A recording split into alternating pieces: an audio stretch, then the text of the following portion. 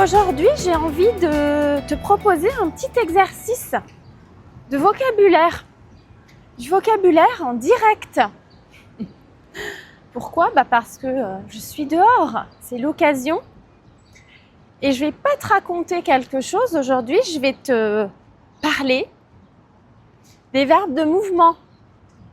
Alors j'ai choisi ça parce que je ne veux pas parler de tout et n'importe quoi. Mais on va en profiter, tu vois. Il y a un monsieur qui déplace sa poubelle. Tu l'entends sûrement.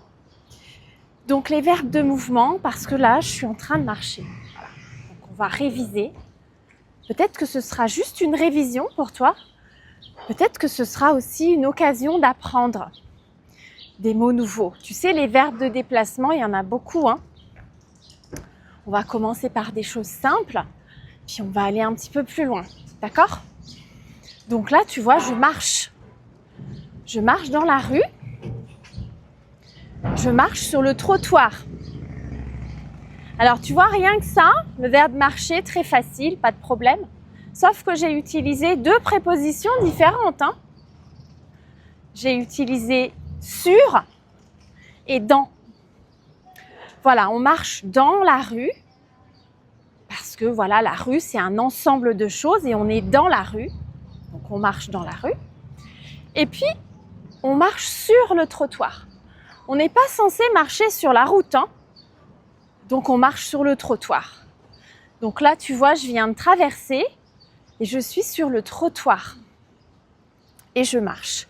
Alors, je marche pas très vite. Je marche doucement. Je marche lentement. Tu peux utiliser les deux adverbes. C'est la même chose. Marcher lentement, marcher doucement. Par contre, si je suis pressée, eh bien, je vais accélérer. Je vais presser le pas. Ça existe. Est-ce que tu savais ? On presse le pas. Alors, ça se dit plus vraiment beaucoup. Ça se dit encore, mais tu n'es pas obligé de retenir. Mais au moins, si tu l'entends, tu sauras ce que ça veut dire. Donc, quand je suis pressée, je presse le pas. Mais en fait, dans la langue courante, on dit qu'on se dépêche. Donc, on peut se dépêcher pour plein de raisons. Voilà, on se dépêche. Donc aujourd'hui, je n'ai pas besoin de me dépêcher. Je marche tranquillement parce que je n'ai pas vraiment de but, tu vois. D'habitude, je marche vite. Est-ce que toi, tu marches vite aussi ? Je marche assez vite, mais là, aujourd'hui, tu vois, j'ai pas de but. Donc, j'avance sans réfléchir. On avance. Alors, quand tu avances, tu as plusieurs choix. Tu peux aller tout droit, tu peux tourner à droite ou à gauche. Alors là encore, une petite subtilité. Quand tu vas tout droit, tu ne dois pas prononcer le T, tout droit. Par contre, quand tu tournes à droite ou à gauche, eh bien, il faut dire droite. Tu dois prononcer le T. Ça aussi, c'est une petite subtilité. Ce serait bien que tu t'en souviennes. Voilà, donc là, tu vois, je marche, je vais tout droit. Et puis, je vais bientôt tourner à droite. Alors, est-ce que c'est une bonne idée ? Je vais peut-être continuer tout droit parce que, tu vois, quand on est sur les grands axes, eh bien, en fait, il y a beaucoup de bruit. Beaucoup de voitures, beaucoup de trafic. Voilà. Alors, tu sais, il y a aussi beaucoup de mots qui appartiennent au langage familier. Quand on se dépêche, on peut dire qu'on met le turbo. Il faut que je mette le turbo parce que je suis en retard.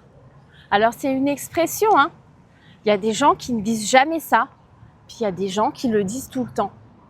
Et puis, il y a un truc sympa aussi, c'est le verbe speeder. C'est un anglicisme, to speed. Mais en français, on l'a adopté à tel point qu'on a inventé un verbe en fait. On lui a rajouté la terminaison des verbes. Speeder, je speed, tu speed, il speed, nous speedons, vous speedez. Ça n'existe pas du tout ça en anglais. En français, on le fait parfois avec certains verbes. C'est dingue, non ? C'est rigolo, je trouve. Voilà, donc le matin, eh bien, il faut que je speed parce que je suis souvent en retard. Voilà, alors il y en a plein d'autres, hein. Il y en a plein d'autres. Mais ceux-là sont intéressants. Alors tu vois, là je marche, hein, j'ai dit que je vais tout droit. Mais imagine, j'ai oublié quelque chose. Ou bien, je me suis trompée de chemin. Qu'est-ce que je fais? Je vais faire demi-tour. Tu vois, je vais tourner comme ça. Demi-tour, c'est la moitié d'un tour. Donc faire demi-tour en français, bien en fait, c'est aller dans le sens inverse. C'est revenir sur ses pas. C'est repartir en arrière. Alors ça peut arriver pour plein de raisons, hein. Imagine, j'ai oublié de fermer ma porte à clé. Il pleut, donc finalement, je fais demi-tour parce que j'ai plus envie de sortir. On peut faire demi-tour pour plein de raisons. Voilà. Donc moi, je ne vais pas faire demi-tour parce que je vais chez moi. Quand je vais chez moi, je rentre chez moi. Rentrer, en français, ça veut dire retourner à la maison, retourner chez soi. Donc là, je rentre. Mais tu vois, en français, on a aussi le verbe entrer. Est-ce qu'il y a une différence? Alors oui, il y a des petites différences. Mais parfois, on peut utiliser le verbe entrer ou rentrer dans le même contexte, tu vois. J'entre dans un magasin. Je rentre dans un magasin. Peu importe. Par contre, si tu parles de retourner chez toi, tu es obligé d'utiliser le verbe rentrer. Tu rentres chez toi. Si tu dis que tu entres chez toi, ça c'est seulement au moment où tu vas mettre la clé dans la serrure et puis que tu vas ouvrir la porte pour entrer. Là, tu entres. Mais sinon, tu rentres chez toi.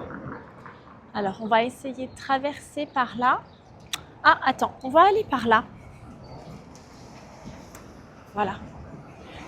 C'est pas mal. On n'est pas très loin de chez moi, là. Voilà.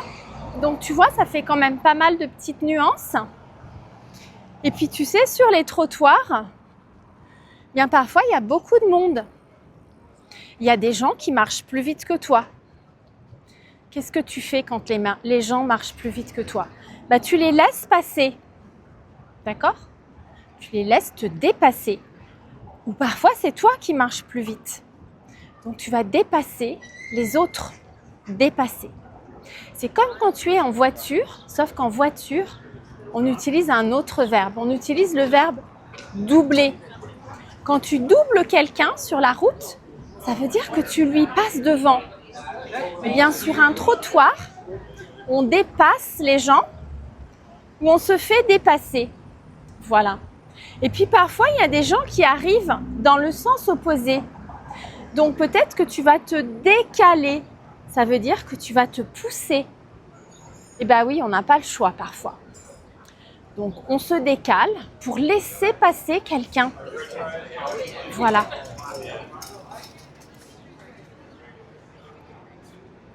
Et puis quand il y a beaucoup de monde et que tu es pressé, qu'est-ce que tu fais?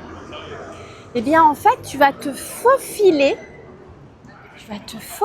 entre les gens pour pouvoir aller plus vite. Si tu as un train à prendre et qu'il y a beaucoup de monde dans la gare, tu vas te faufiler pour essayer d'attraper ton train. Voilà. Donc tu vois, il y a plein de verbes possibles. Se faufiler, est-ce que c'est un verbe très courant? On l'utilise quand même dans certaines situations, donc c'est bien de le connaître.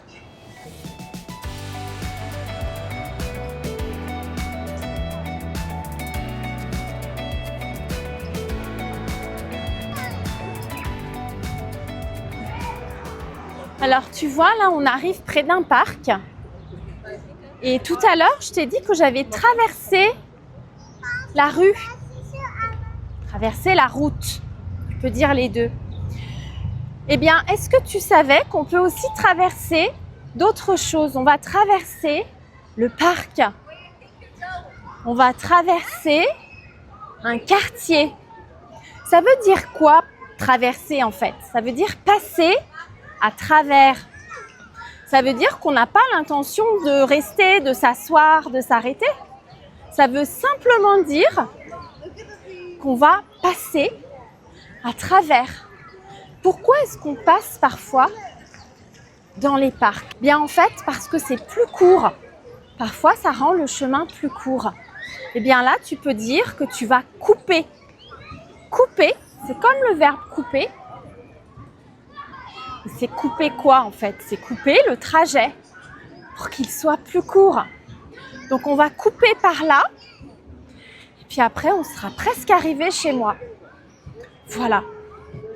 Donc, ce parc est rempli de monde, comme tous les parcs de la ville, parce que dès qu'il fait beau, tout le monde sort, tu vois, le soir, s'assoit. C'est sympa. Il y a un peu trop de monde à mon goût, mais c'est quand même agréable, tu vois, de pouvoir s'asseoir.